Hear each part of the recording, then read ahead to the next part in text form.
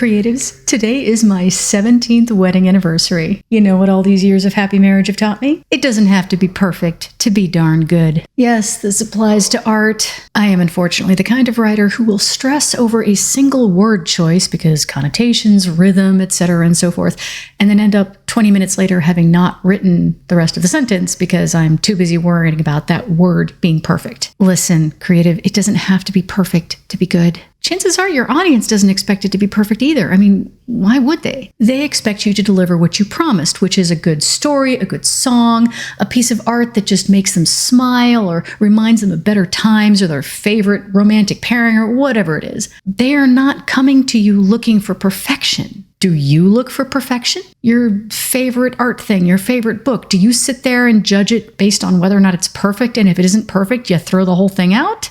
Of course not. It is more important, creative, that you continue to make new things than that you stop so that every inch of the way is perfect. It's never going to be perfect.